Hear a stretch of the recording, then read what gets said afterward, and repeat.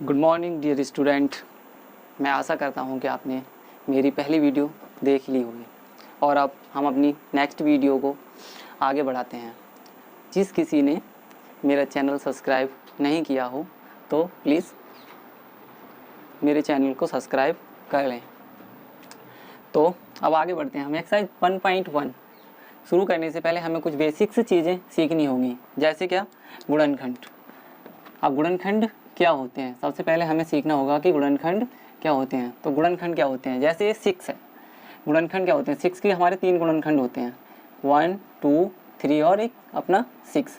यानी गुणनखंड वे संख्याएं होती हैं जिससे स्वयं संख्या पूरी विभाजित हो जाए। किसी संख्या के गुणनखंड वे संख्याएं होती हैं जिससे वह संख्या पूर्णतः विभाजित हो जाती है।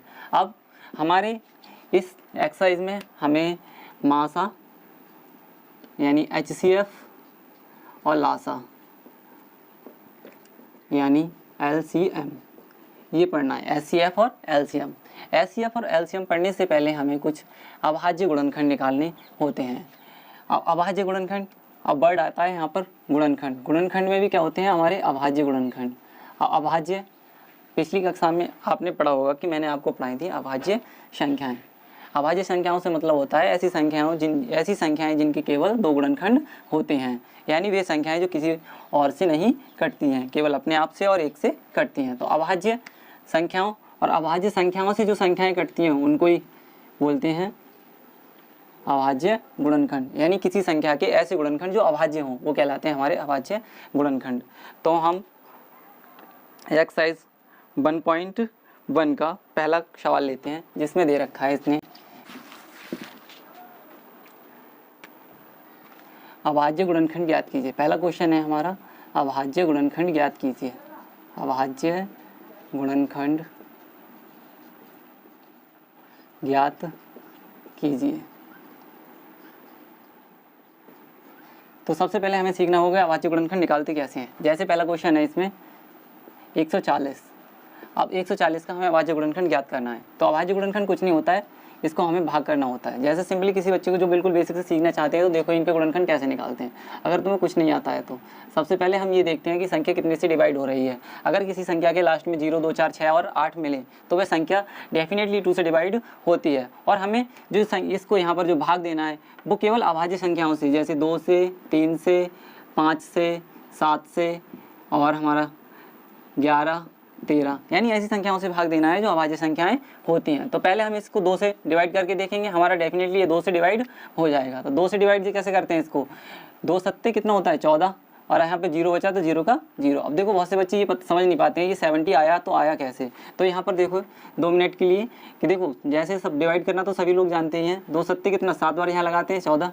अब यहाँ पर जो 0 बचता है वो यहाँ पर 0 लगाते हैं। तो हमारा ये वाला जो आंसर होता है ये होता है हमारा यहाँ इसके नीचे जो लिखा होता है वो संख्या। तो ऐसे इसको डिवाइड करेंगे तो 2 तिया कितना होता है 6, एक बचा यहाँ पर, एक इधर को जाएगा 10 हो जाएगा। 10 में जब डिवाइड करेंगे 2 पंजे कितना हो जाएगा 10। अब इसको हम 5 से डिवाइड करेंगे, 5 सत्ते 35 और इसको 7 से, 7 एकम 7। तो देखो हमारी ये संख्याएं आई हैं जैसे 2, 2, 5, 7। तो यहाँ पर 140 के जो अभाज्य गुणनखंड होंगे, शॉर्ट में लिख देता हूँ, अभाज्य गुणनखंड होंगे वो होंगे हमारे 2 गुणा 2 गुणा 5 गुणा 7। तो तुम्हारी जो एक्सरसाइज का पहला क्वेश्चन है उसके सारे सवाल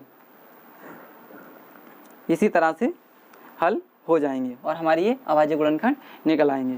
अब हम देखेंगे और चलो एक सवाल और कर देते हैं, क्योंकि कुछ बच्चे होते हैं जिनको बिल्कुल ही समझ में नहीं आता है। तो एक क्वेश्चन और ले लेते हैं इसका। तो नेक्स्ट क्वेश्चन है हमारा 156। ये हमारा सेकंड क्वेश्चन। तो इसको भी डिवाइड करेंगे हम। तो देखो इसको भी हम क्या है लास्ट में बताया था, यहाँ पे 2 हो, 4 हो, 0 हो, 6 हो, 8 हो। तो यहाँ पे 6 है तो ये भी 2 से डिवाइड हो जाएगा। 2 सत्ते 14, 2 अट्ठे 16। फिर काटेंगे इसको 2 से, 2 तिया 6 और 2 ने 18। अब 3 से कट जाएगा ये, 3 एकम 3, 3 तिया 9। कितने से कटेगा 13 से कटेगा। अब कितने से कटेगा 13 से। तो इसकी जो यहाँ पर 156 के अभाज्य गुणनखंड जो होंगे वो होंगे हमारे के अभाज्य गुणनखंड वो होंगे हमारे 2 गुणा 2 गुणा 3 गुणा 13। तो ये हमारा क्या हो जाएगा इसका आंसर। तो आगे की जो क्वेश्चन है हमें इसी तरह से करने होंगे। अब नेक्स्ट है हमें लासा और मासा ज्ञात करना। तो देखो लासा और मासा ज्ञात करने के लिए हमारे पास दो विधि होती हैं, लासा और मासा ज्ञात करने के लिए हमारे पास दो विधि होती हैं। लासा का मतलब होता है एलसीएम, और मासा का मतलब होता है, मासा को बोलते हैं हम HCF। देखो HCF और LCM जो ज्ञात करते हैं हम दो विधियों से ज्ञात करते हैं। एक होती है हमारी गुणनखंड विधि, जिसको अभाज्य गुणनखंड भी बोलते हैं, अभाज्य गुणनखंड विधि, और एक होती है हमारी भाग विधि। एक क्या होती है? भाग विधि।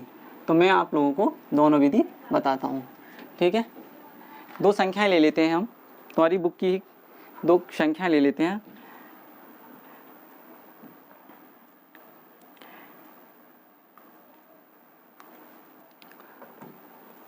$336 और 52 यानी 52। तो देखो इन दो संख्याओं के हम क्या करेंगे, लासा और मासा ज्ञात करेंगे, दोनों विधि से, गुणनखंड विधि से भी और भाग विधि से भी। तो देखो कैसे ज्ञात करेंगे। जब हम इसको गुणनखंड विधि से ज्ञात करेंगे तो सिंपल इसके अभाज्य गुणनखंड ज्ञात करेंगे यहाँ पर सबसे पहले।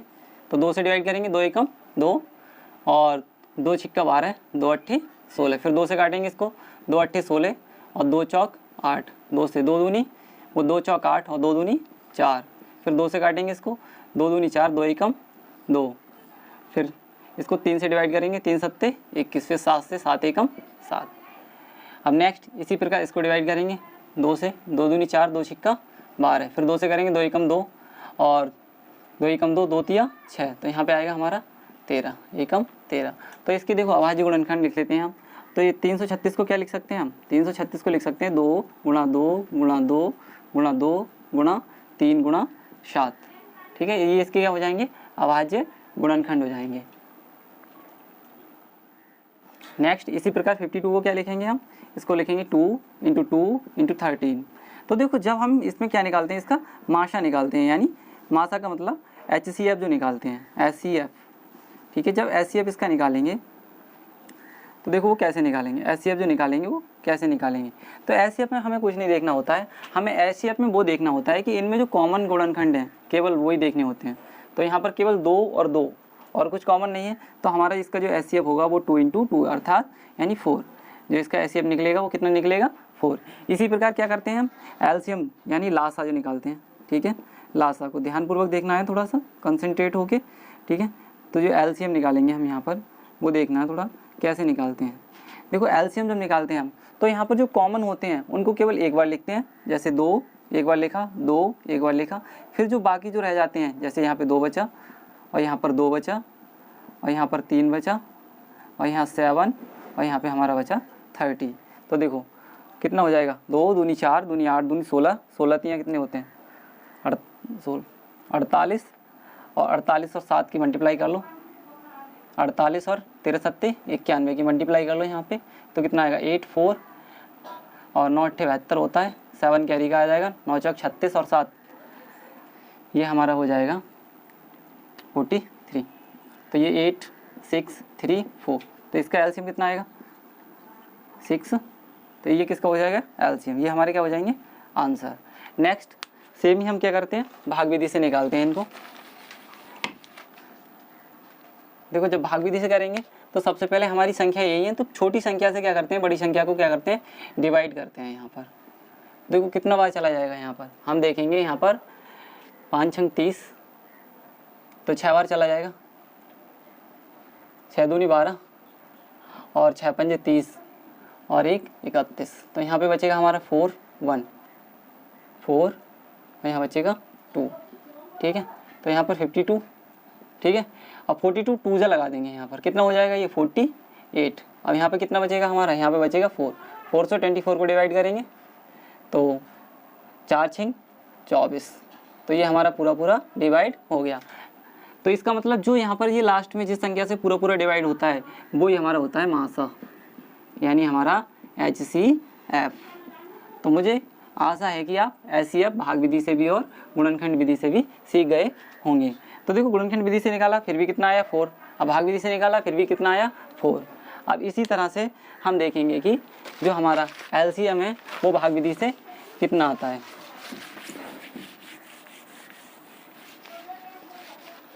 तो देखो ये भाग विधि क्या है, LCM निकालने की सबसे बेस्ट विधि है। यहाँ पे दोनों संख्याओं को लिखते हैं पैरेलली, ये कितना हो जाएगा 36। देखो डिवाइड करते हैं 2 से, दोनों संख्या कट जाएंगी तो 2 दूनी और 2 छिक्का 12। ऐसे इसको 2 एकम 2 छिक्का 2 अट्ठे 16, फिर 2 से डिवाइड करो, 2 एकम 2 2 तियाँ 6, 2 अट्ठे 16, 2 चौक 8। फिर देखो 2 से ये नहीं, ये वाली संख्या नहीं कटेगी लेकिन ये कटेगी, जब तक कटती है संख्या इसको सेम लिखेंगे, 2 दूनी और 2 चौक 8 और 2 दूनी 4। फिर 2 इसको काटेंगे नहीं, इसको ही 2 एकम 2 दूनी 4 और 2 एकम 2। ठीक है, अब ये 3 से ऊपर वाली संख्या डिवाइड हो जाएगी तो यहाँ पे आएगा 7, तो अब 7 से काट देंगे,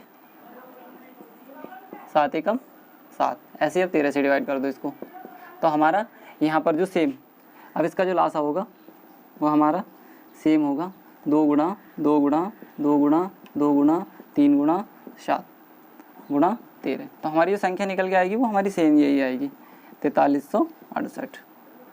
यही क्या हो जाएगा हमारा, इसका भी आंसर हो जाएगा। अब नेक्स्ट देखते हैं। मुझे आशा है कि आप भाग विधि और गुणनखंड विधि से लासा निकालना सीख गए होंगे। अगर किसी को अभी भी कन्फ्यूज़न हो तो वीडियो को रिवर्स में करके दोबारा देख सकते हैं।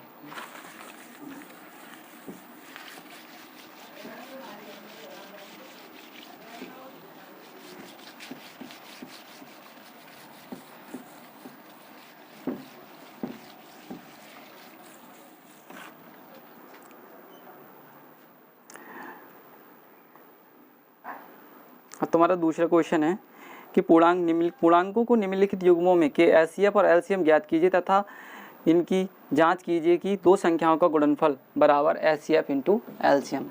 तो देखो एक फॉर्मूला होता है, यानी एक फॉर्मूला होता है दो संख्याओं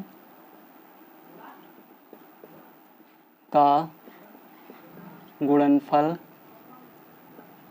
बराबर एलसीएम गुणा HCF।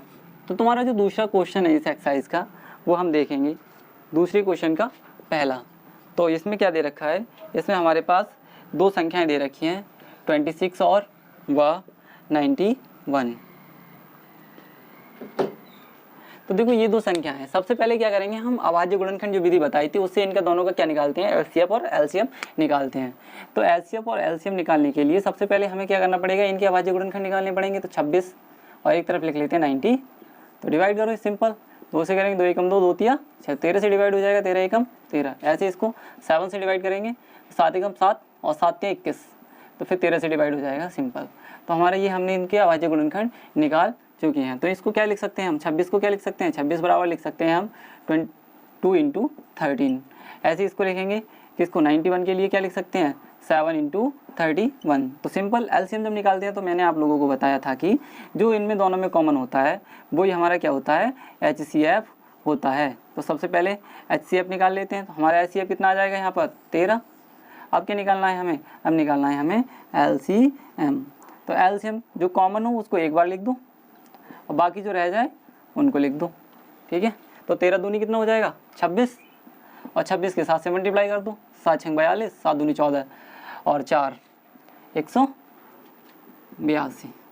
ठीक है, तो इतना उतार लो पहले, उसके बाद आगे बताता हूँ।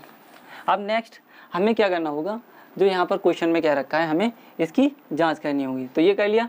अब हम क्या लिखेंगे यहाँ पर लिखेंगे हम जांच के लिए, क्या लिखेंगे जांच के लिए, यानी जो हमारे आंसर आए हैं वो ठीक भी हैं या गलत हैं इसकी जांच करेंगे। तो जांच के लिए अभी एक फॉर्मूला लिखवाया है ऊपर, यानी दो संख्याओं का गुणनफल बराबर LCM गुणा HCF। तो देखो ये अब क्या करेंगे, दोनों संख्या कितनी है 26 इंटू 91, इन दोनों की गुणा कर देंगे और इधर जो हमारा 31 इंटू 182 इनकी मल्टीप्लाई कर देंगे। तो देखो मल्टीप्लाई करके देख लेते हैं यहाँ पर कितना कितना आने वाला है, और यहाँ पर 91, तो 6 तो ऐसे लिखेंगे सेम। और 9 छिक्का कितने होते हैं 54 होते हैं, तो 4 लिखेंगे, 5 कैरी का 9 दूनी 18 और 4 हमारा हो जाएगा 23। तो ये हो जाएगा हमारा 18 और 5 23, तो 6 6 3 2, तो कितना आएगा 23 66। कितना आ रहा है 23 66। ऐसे यहाँ पे 13 दूनी 26 की 6,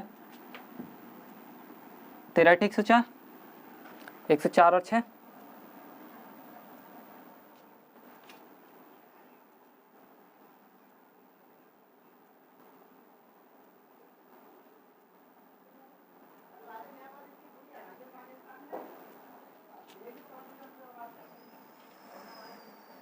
सही क्या है क्या, 14 14 14 और 13, जगह 52 और 13 एकम 13 और 5 18 182 सही तो है। तो यहाँ पे 13 दूनी 26 की 6, 13 8 104 और ठीक है 104 और 2 ऐड करेंगे तो कितना आएगा 6, कैरी कितने आएंगे 10, तो 13 एकम 13, 13 और 10 कितना हो जाएगा 23। तो देखो हमारे यहाँ पर जो दोनों ये दोनों तरफ LHS और RHS, यहाँ लिखेंगे LHS बराबर क्या आ रहा है RHS। तो जब ये LHS और RHS बराबर आ जाते हैं तो हम कहते हैं कि हमारी जो जांच है वो सही है और हमारे जो दोनों आंसर हैं वो भी क्या है हमारे बिल्कुल सही हैं। तो देखो ये क्वेश्चन इसी तरह करना है दूसरा, और मुझे उम्मीद है कि आप ये क्वेश्चन समझ गए होंगे। तो एक बार इस क्वेश्चन को और समझ लेते हैं। तो देखो सबसे पहले क्या करना है, इसमें हम जो दो संख्या दे रखी है उनको अभाज्य गुणनखंड विधि से क्या निकाल लेते हैं, उनके लासा और मासा निकाल लेते हैं। और एक हमारा फॉर्मूला होता है दो संख्याओं का गुणनफल बराबर एलसीएम इंटू एचसीएफ। तो एलसीएम इंटू एचसीएफ, जो इसमें दोनों संख्याओं की एक साइड में गुणा करते हैं तो, और दोनों साइड एलसीएम जो एचसीएफ निकाला है उसकी गुणा, अगर दोनों की गुणा क्या होती है बराबर आती है तो हम कहते हैं कि जो हमने क्वेश्चन किया है और जो हमने एलसीएम और एचसीएफ निकाला है वो हमारा क्या है सही है, और यहीं पर इसकी जांच हो जाती है।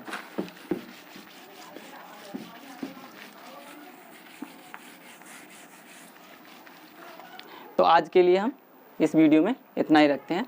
नेक्स्ट क्वेश्चन क्या करेंगे हम अपना अगली वीडियो में कराएंगे। और एक मुझे उम्मीद है कि आपको जो मैंने पढ़ाया है वो सब समझ में आया होगा। अगर ये मेरी वीडियो अच्छी लगी हो तो वीडियो को लाइक करें और मेरे चैनल को सब्सक्राइब ज़रूर कर दें।